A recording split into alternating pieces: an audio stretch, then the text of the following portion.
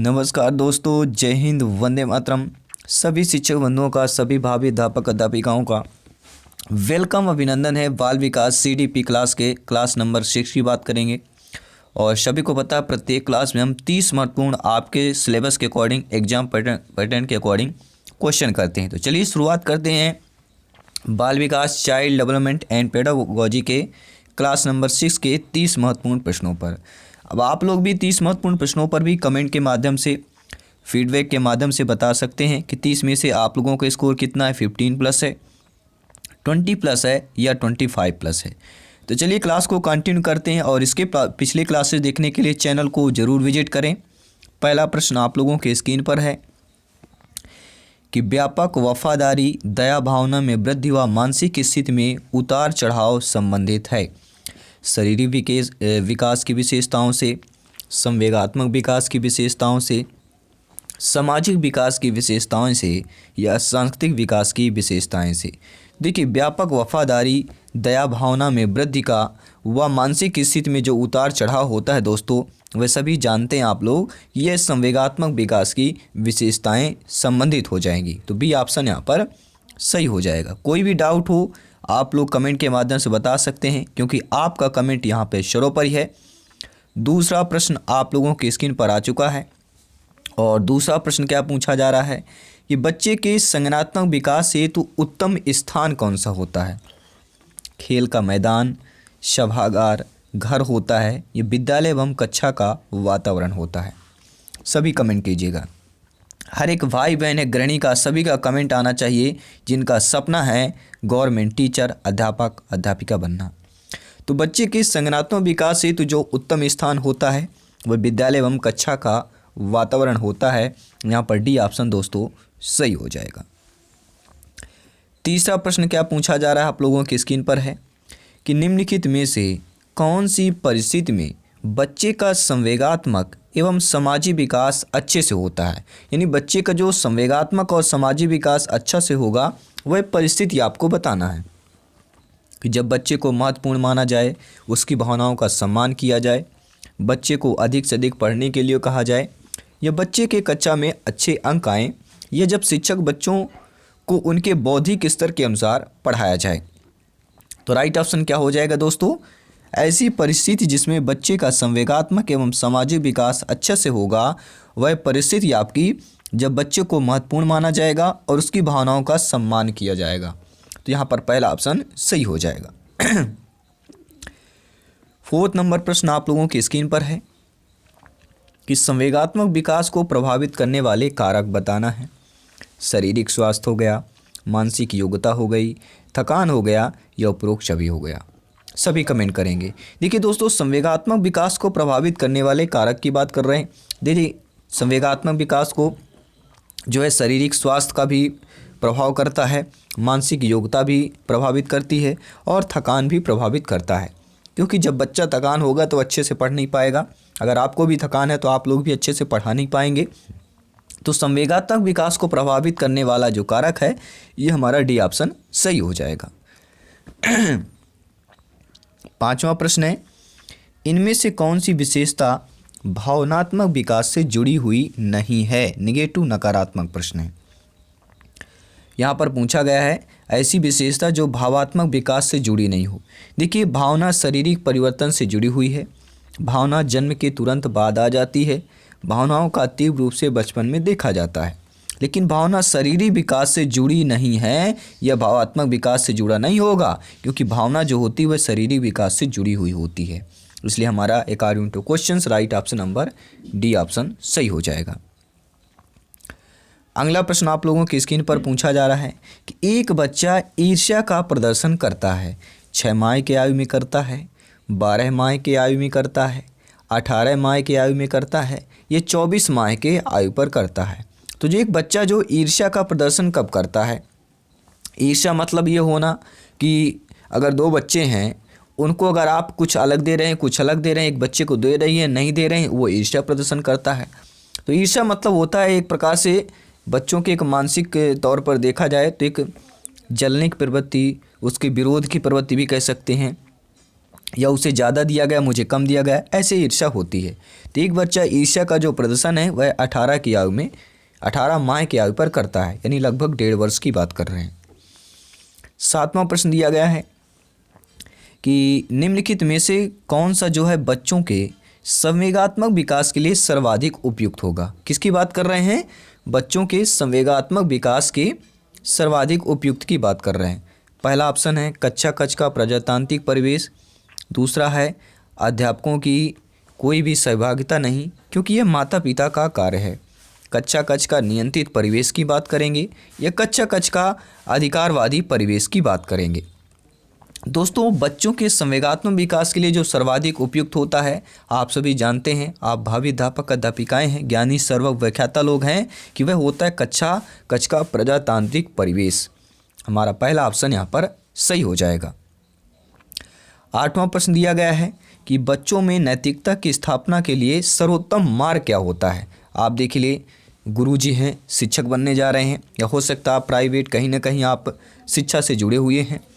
तो बच्चों में नैतिकता की स्थापना के लिए जो सर्वोत्तम मार्ग होता है, उन्हें धार्मिक पुस्तकें पढ़ाना, शिक्षक का आदर्श रूप में व्यवहार करना, उनका मूल्य शिक्षा पर मूल्यांकन करना, या उन्हें प्रातःकालीन सभा में उपदेश देना।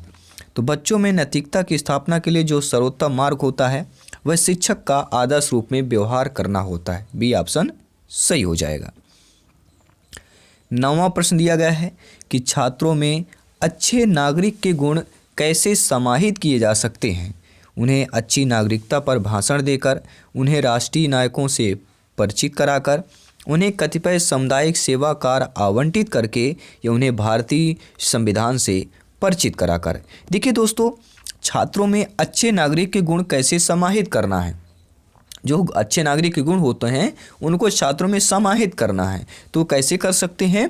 उन्हें राष्ट्रीय नायकों से परिचित कराकर कर सकते हैं। बी ऑप्शन सही हो जाएगा। अगला प्रश्न है, 10वां प्रश्न है कि बच्चों के अच्छे चरित्र निर्माण के लिए पाठ्य पुस्तकों में चरित्र निर्माण संबंधी पाठ होने चाहिए। चरित्र निर्माण के लिए व्याख्यान दिए जाने चाहिए। कक्षा कक्ष गतिविधि इस प्रकार से हो कि बच्चों को चरित्र निर्माण में सहायता मिल सके, या महापुरुषों की जीवनी बच्चों को पढ़ाई जानी चाहिए। तो बच्चों में देखिए दोस्तों, अच्छे अगर चरित्र का निर्माण करना है तो कक्षा कक्ष गतिविधि इस प्रकार हो कि बच्चे को चरित्र निर्माण में सहायता मिल सके। किसकी? कक्षा कक्ष की गतिविधि ही ऐसी होनी चाहिए, इसलिए हमारा सी ऑप्शन सही हो जाएगा।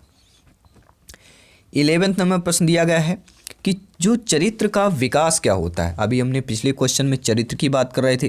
तो दोस्तों, चरित्र का जो विकास होता है वह इच्छा शक्ति द्वारा होता है, बर्ताव एवं व्यवहार द्वारा होता है, नैतिकता द्वारा होता है, या उपरोक्त सभी के द्वारा होता है। तो आप जानते हैं, आप लोग समझते हैं। आई होप आप लोगों ने अभी तक क्लास को लाइक भी कर दिया होगा, अपने बाल विकास CDP क्लास को। तो चरित्र का जो विकास होता है वह इच्छा शक्ति द्वारा भी होता है, बर्ताव एवं व्यवहार द्वारा भी होता है, और नैतिकता द्वारा भी होता है। तो उपरोक्त सभी के द्वारा होता है। यहाँ पर डी ऑप्शन सही हो जाएगा। अगला प्रश्न है, बहुत इंपॉर्टेंट प्रश्न है, VVIP प्रश्न है, यानी वेरी इंपॉर्टेंट प्रश्न हो जाता है ये आपका। क्या पूछा जा रहा है, आइए जान लेते हैं कि सही और गलत की समझ होना ये किसका विकास का हिस्सा होता है। सांस्कृतिक विकास का, सामाजिक विकास का, नैतिक विकास का, व्यवसायिक विकास का। देखिए, हम सभी जो है बचपन से गुजर चुके हैं और उस अवस्था से भी गुजर चुके हैं, सारे अवस्थाओं की जिसकी हम जिक्र कर रहे हैं। तो सही और गलत की समझ होना जो है ये हमारे नैतिक विकास का हिस्सा कहला जाएगा, क्योंकि नैतिकता की बात करते हैं, सही और गलत की समझ होना। 13वां प्रश्न आप लोगों की स्क्रीन पर है कि निचली कक्षाओं में शिक्षण की खेल विधि जिस पर आधारित होती है वही अब आपको बताना है। किन कक्षाओं में? निचली कक्षाओं में जो शिक्षण की खेल विधि होती है वह किस पर आधारित होती है? शारीरिक शिक्षा कार्यक्रम पर, शिक्षण की विधियों के सिद्धांतों पर, या विकास और वृद्धि के मनोवैज्ञानिक सिद्धांतों पर, या शिक्षण के समाजशास्त्री सिद्धांतों पर। तो राइट ऑप्शन क्या हो जाएगा? निचली कक्षाओं में शिक्षण की खेल विधि जो होती है विकास और वृद्धि के मनोवैज्ञानिक सिद्धांतों पर आधारित होती है। सी ऑप्शन सही हो जाएगा। अगला प्रश्न है, निम्न कक्षाओं में जो है शिक्षण खेल विधि आधारित होती है शारीरिक शिक्षा कार्यक्रमों के सिद्धांतों पर, शिक्षण की विधियों के सिद्धांतों पर, विकास एवं वृद्धि के मनोवैज्ञानिक सिद्धांतों पर, शिक्षण के सामाजिक सिद्धांतों पर होती है। तो निम्न कक्षाओं में जो शिक्षण की खेल विधि आधारित होती है वह विकास एवं वृद्धि के मनोवैज्ञानिक सिद्धांतों पर आधारित होती है। देखिए खेल की बात करते हैं तो विकास और वृद्धि की बात तो होगी, इसलिए सी हमारा ऑप्शन सही हो जाएगा। अगला प्रश्न आइए देख लेते हैं कि निचली कक्षाओं में शिक्षण की खेल पद्धति मूल रूप से आधारित होती है। शिक्षण पद्धतियों के सिद्धांतों पर, विकास एवं वृद्धि के मनोवैज्ञानिक सिद्धांतों पर, शिक्षण के समाजशास्त्रीय सिद्धांतों पर या कह सकते हैं शारीरिक शिक्षा कार्यक्रम के सिद्धांतों पर होती है। तो निचली कक्षाओं में शिक्षण की जो खेल पद्धति होती है वह मूल रूप से विकास एवं वृद्धि के मनोवैज्ञानिक सिद्धांतों पर होती है। शायद एक क्वेश्चन आपका रिपीट हुआ है, दोनों क्वेश्चन सेम है इसलिए आंसर भी आपका सेम है।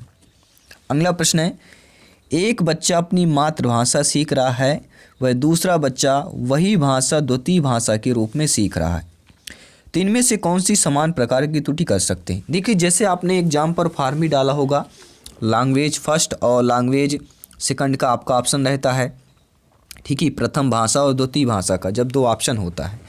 तो मातृभाषा में जो होती है वह अपना ज़्यादातर हम जो बनता है उसको प्रथम भाषा में करते हैं, लैंग्वेज फर्स्ट में करते हैं, और दूसरा भाषा जो है करते हैं जो हमें थोड़ा कम आती है। तो वही इसी प्रकार का प्रश्न भी आपका है कि एक बच्चा अपनी मातृभाषा सीख रहा है और दूसरा बच्चा वही भाषा द्वितीय भाषा के रूप में सीख रहा है, तो इनमें से कौन सी समान प्रकार की त्रुटि कर सकते हैं। त्रुटि मतलब गलती, तो ये क्या कर सकते हैं, विकासात की बात करेंगे, सी ऑप्शन यहाँ पर सही हो जाएगा। अगला प्रश्न दिया गया है 17वां प्रश्न आप लोगों की स्क्रीन पर है, आइए जान लेते हैं प्रश्न क्या पूछा जा रहा है। देखिए प्रश्न बहुत इंपॉर्टेंट कथन स्टेटमेंट दिया गया है कि इन कथनों में से कौन सा जो है विकास एवं अधिगम के बीच संबंध को सही तरीके से सूचित करता है। अधिगम विकास का ध्यान किए बिना जो है घटित होता है, विकास एवं अधिगम जो है अंतः संबंधित और अंतः निर्भर होते हैं, या अधिगम की दर विकास की दर से काफ़ी अधिक होती है, यह विकास एवं अधिगम संबंधित नहीं है। तो दोस्तों विकास एवं अधिगम के बीच जो संबंध सही तरीके से सूचित कर रहा है वह ये कथन है कि विकास एवं अधिगम अंतः संबंधित और अंतः निर्भर होते हैं। हमारा कौन सा ऑप्शन यहाँ पे बी ऑप्शन जो है सही हो जाएगा। अगला प्रश्न आइए जान लेते हैं, समझ लेते हैं क्या प्रश्न पूछा जा रहा है। 18वां नंबर प्रश्न आप लोगों की स्क्रीन पर है कि 6 से 11 वर्ष आयु वर्ग के बच्चों की आवश्यकता क्या होती है। 6 से 11 वर्ष की अगर बात कर रहे हैं अर्थात हम बाल्यावस्था की बात कर रहे हैं, तो बाल्यावस्था में जो है छात्रों की आवश्यकता की बात कर रहे हैं कि कक्षा कक्ष में प्रजातांत्रिक वातावरण की आवश्यकता है, सीखने की स्वायत्तता की आवश्यकता है, क्रिया आधारित अंतःक्रियात्मक अधिगम की आवश्यकता है, या उपरोक्त सभी की आवश्यकता है। तो बाल्यावस्था में या 6 से 11 वर्ष आयु वर्ग के छात्रों की जो आवश्यकताएं हैं वह कक्षा कक्ष में प्रजातांत्रिक वातावरण की भी है, सीखने में स्वायत्तता की भी है, क्रिया आधारित अंतरक्रियात्मक अधिगम की भी है, अर्थात यहाँ पर उपरोक्त सभी डी ऑप्शन सही हो जाएगा। आइए देख लेते हैं अगला प्रश्न क्या है। यदि छात्र अधिकांश कार्य स्वयं के हाथों से कर रहा है तो छात्र क्या होगा, छात्र में शारीरिक शक्ति बढ़ेगी, मानसिक शक्ति बढ़ेगी, परिश्रम करने की भावना जागृत हो जाएगी, या आत्मनिर्भरता पैदा होगी। सभी कमेंट करें। देखिए जब भी हम कोई कार्य दूसरों के द्वारा न कर स्वयं करते हैं, अगर हम स्वयं पढ़ेंगे तो हमारा स्वयं कॉन्फिडेंस आएगा, स्वयं सिलेक्शन पाएंगे, ठीक है। इसलिए हमें स्वयं नोट्स बनाना चाहिए, स्वयं पढ़ना चाहिए, क्योंकि अपना लिखा हुआ हमेशा याद रहता है और माइंड उसको ज़्यादा से ज़्यादा ऑब्जर्व करता है। तो इसी प्रकार यदि छात्र अधिकांश कार्य स्वयं के हाथों से करेगा तो छात्र में क्या होता है, आत्मनिर्भरता जो है पैदा होती है। डी ऑप्शन सही हो जाएगा। अगला प्रश्न दिया गया है कि मिश्रित आयु वर्ग वाले शिक्षार्थियों की कक्षा से व्यवहार रखने वाले शिक्षक के लिए किसका ज्ञान सर्वाधिक महत्वपूर्ण है। रिपीट करेंगे, क्वेश्चन इंपॉर्टेंट है। किसकी बात कर रहे हैं, मिश्रित आयु वर्ग वाले शिक्षार्थियों की कक्षा से व्यवहार रखने के लिए शिक्षक का ज्ञान सर्वाधिक महत्वपूर्ण है। सामाजिक आर्थिक पृष्ठभूमि का ज्ञान, सांस्कृतिक पृष्ठभूमि का ज्ञान, विकासात्मक अवस्थाओं का ज्ञान या उनके अभिभावकों का व्यवसाय का ज्ञान। देखिए सर्वथा जो डी ऑप्शन है, व्यवसाय अभिभावक से कोई मतलब ही क्या कर रहा है। आर्थिक शब्द भी आपका एक नेगेटिव शब्द है।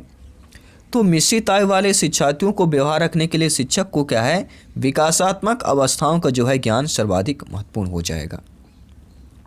अगला प्रश्न है 20 प्रश्न हम यहाँ पर दोस्तों कंप्लीट कर चुके हैं और 10+ और कंप्लीट करेंगे। सभी को पता है टोटल यह जो क्लास है हमारी 30 क्वेश्चन की होती है, क्योंकि तैयारी दोस्तों बाल विकास में 30 में से 28 नंबर या 28 से अधिक लाने की तैयारी है। तो हर एक क्लास, हर एक कंसेप्ट जो है यहाँ पे इम्पॉर्टेंट है, क्योंकि सिलेक्शन यहाँ पर 101% श्योर एंड प्योर है, क्योंकि तैयारी दोस्तों हर एक क्वेश्चन, हर एक सेशन आपके सिलेबस के अकॉर्डिंग है। तो चलिए बात करते हैं अगले प्रश्न की कि नर्सरी कक्षा में शुरुआत करने के लिए कौन सी विषय वस्तु सबसे अच्छी होगी। मेरा परिवार, मेरा प्रिय मित्र, मेरा पड़ोस या मेरा विद्यालय। देखिए नर्सरी कक्षा की बात कर रहे हैं, तो नर्सरी कक्षा की शुरुआत करने के लिए जो विषय वस्तु सबसे अधिक अच्छी होती है वह हमारी मानी जाती है मेरा परिवार, माई फैमिली। तो ये दोस्तों काफ़ी बार ये प्रश्न जो है आपके टीटी एग्जाम पर पूछा गया प्रश्न है, इसलिए यह इम्पोर्टेंट प्रश्न बन जाता है। अगला प्रश्न आइए जान लेते हैं। प्रश्न क्या दिया गया है कि बचपन का सामाजिक दृष्टिकोण मान्यता है। देखिए बचपन का जो सामाजिक दृष्टिकोण है वह क्या मान्यता है कि बहुत तरीके से बच्चे प्राप्त वयस्कों के बराबर हो जाते हैं, बच्चों को युवा प्राप्त वयस्कों के रूप में सबसे अच्छा माना जाता है, या बचपन आधारित रूप से प्रतीक्षा की अवधि है। बचपन जो है आधिकारिक रूप से, बचपन जो है आधारिक रूप से प्रतीक्षा अवधि है, या बचपन वृद्धि एवं परिवर्तन का एक अनूठा जो है अवधि कहला जाएगी। देखिए सभी जानते हैं कि बचपन का जो सामाजिक दृष्टिकोण क्या मानता है कि वह बचपन वृद्धि एवं परिवर्तन का एक अनूठा अवधि कहलाएगी। यहाँ पर डी ऑप्शन हमारा सही हो जाएगा। अगला प्रश्न दिया गया है कि इनमें से कौन सा कथन जो है विकास और अधिगम के बीच संबंध को सर्वश्रेष्ठ रूप से जोड़ता है। सभी यहाँ पे कमेंट करेंगे।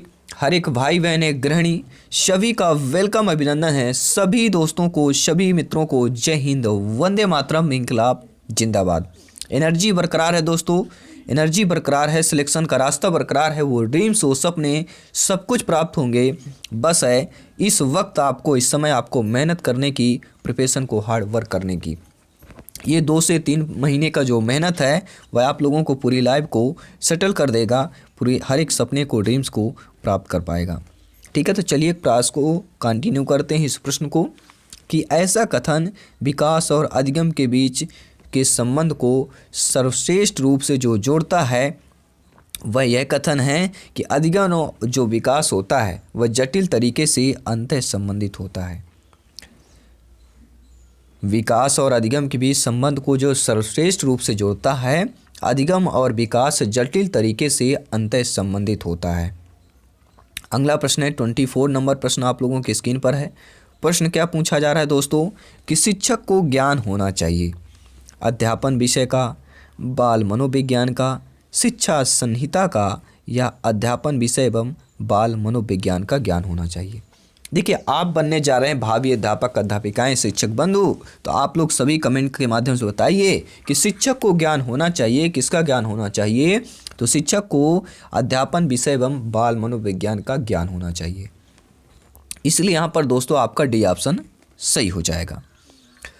25वां प्रश्न आप लोगों की स्क्रीन पर है। क्या पूछा जा रहा है ये जान लेते हैं कि अपने विद्यार्थियों को समझने के लिए एक शिक्षक में अच्छी जानकारी होनी चाहिए। बाल मनोविज्ञान की अच्छी जानकारी होनी चाहिए, बच्चों को समझने की प्रवृत्ति की अच्छी जानकारी होनी चाहिए, विषय वस्तु के प्रति विद्यार्थियों के मत की या उपरोक्त सभी की। तो अपने विद्यार्थियों को समझने के लिए आप में जो है क्या जानकारी होनी चाहिए, तो आप सभी में बाल मनोविज्ञान की भी जानकारी होनी चाहिए, बच्चों को समझने की प्रवृत्ति की भी जानकारी होनी चाहिए, और विषय वस्तु के प्रति विद्यार्थियों के मत की भी होनी चाहिए। अर्थात यहाँ पर उपरोक्त सभी डी ऑप्शन सही हो जाएगा। अब बात करेंगे अगले प्रश्न की। अगला प्रश्न आप लोगों की स्क्रीन पर है और प्रश्न पूछा जा रहा है कि बाल मनोविज्ञान के आधार पर, प्रश्न क्या है, बाल मनोविज्ञान के आधार पर कौन सा कथन सर्वोत्तम है। सारे बच्चे एक जैसे होते हैं, प्रत्येक बच्चा विशिष्ट होता है, कुछ बच्चे विशिष्ट होते हैं, या कुछ बच्चे एक जैसे होते हैं। तो आपने कोई भी बुक या प्रिपरेशन किया होगा, देखिए बुक में जो है क्वेश्चन आंसर ठीक है, कुछ आंसर फॉल्स होते हैं, गलत दिए रहते हैं, बाकी क्वेश्चन ठीक रहता है लेकिन आंसर थोड़ा फॉल्स होता है, लेकिन जो थ्योरिकल दिया रहता है वो सही दिया रहता है। तो बाल के आधार पर जो है, बाल मनोविज्ञान के आधार पर जो कथन हमारा सर्वोत्तम है कि प्रत्येक बच्चा जो है अपने आप में विशिष्ट होता है, बी ऑप्शन सही हो जाएगा। 27 नंबर प्रश्न आप लोगों की स्क्रीन पर है, आइए जान लेते हैं प्रश्न क्या पूछा जा रहा है। प्रश्न आप लोगों की स्क्रीन पर है कि बाल विकास की परिभाषा का अध्ययन क्षेत्र है जो, कौन सा अध्ययन क्षेत्र है, बाल विकास परिभाषा का अध्ययन क्षेत्र वह है जो किसी बच्चे के संज्ञानात्मक, सामाजिक तथा दूसरे सामर्थ्यों के क्रमिक विकास के लिए उत्तरदायी होगा। डी ऑप्शन यहाँ पर सही हो जाएगा। अगला प्रश्न आइए देख लेते हैं। 28 नंबर प्रश्न आप लोगों के स्क्रीन पर है।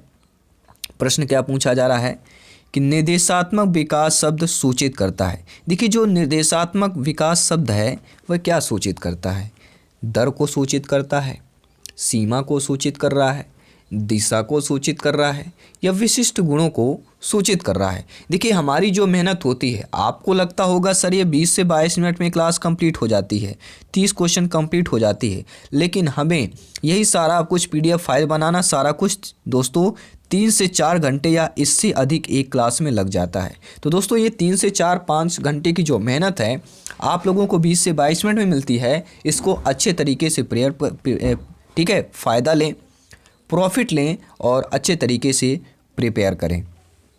तो निर्देशात्मक विकास शब्द क्या सूचित करता है, विशिष्ट गुणों को सूचित करता है। अगला प्रश्न है, विकास के परिप्रेक्ष्य में समय के साथ होने वाले परिवर्तनों में निम्न में से क्या शामिल होगा। रूप शामिल होगा, दर शामिल होगा, अनुक्रम शामिल होगा, या ये सभी शामिल हो जाएंगे। देखिए विकास के परिप्रेक्ष्य के समय में के साथ जो होने वाले परिवर्तनों में जो शामिल होता है वह सबसे ज़्यादा जो है दोस्तों वह दर शामिल होती है। 30वां प्रश्न आप लोगों के स्क्रीन पर है और इस क्लास का 30वां प्रश्न है, यानी क्लास नंबर 6 का अंतिम प्रश्न है कि बाल मनोविज्ञान के आधार पर कौन सा कथन सर्वोत्तम होगा। सारे बच्चे एक जैसे होते हैं, प्रत्येक बच्चा विशिष्ट होता है, कुछ बच्चे विशिष्ट होते हैं या कुछ बच्चे एक जैसे होते हैं। ये प्रश्न हम ऑलरेडी पढ़ चुके हैं कि प्रत्येक बच्चा जो है अपने आप में विशिष्ट होता है, यहाँ पर भी ऑप्शन सही हो जाएगा। तो ये रहे दोस्तों क्लास नंबर बाल विकास क्लास नंबर 6 के महत्वपूर्ण 30 प्रश्न। सभी कमेंट करें, हर एक भाई बहन है गृहिणी जिनका सपना अध्यापक अध्यापिका बनना, गवर्नमेंट टीचर बनना, और स्पेशल आपका जो चैनल है, आपका परिवार है, CTET, MPTET, UPTET, रिग्ड एग्जामों के, ऑल स्टेट TT एग्जामों के लिए है। सभी यहाँ पे ज्वाइन करें और अच्छे तरीके से बेहतर प्रिपेयर करें, और नोट्स PDF फाइल प्राप्त करने के लिए आज ही टेलीग्राम ऐप इंस्टॉल करें और वहाँ पर केवल आपको सर्च करना है जायसवाल कोचिंग सेंटर। बहुत सारे आप लोग व्हाट्सएप करते हैं, तो आपको केवल नहीं टेलीग्राम पे लिंक की कोई सकता नहीं, आपको टेलीग्राम पे जाना है और सर्च करना है जायसवाल कोचिंग सेंटर, वहाँ पे मीडिया पे जाना है और सारे PDF फाइल आप लोग डाउनलोड प्राप्त कर सकते हैं। क्योंकि शिक्षा का चैनल है, टीचर्स फैमिली है, आपका परिवार है अपना, आवर फैमिली है। तो दोस्तों मैं आपके साथ जायसवाल सर जल्द मिलता हूँ नेक्स्ट क्लास पर। आई होप सभी प्यारे मित्र अच्छे तरीके से समझ पाए होंगे। सभी मित्रों को जय हिंद, वंदे मातरम, धन्यवाद सभी का।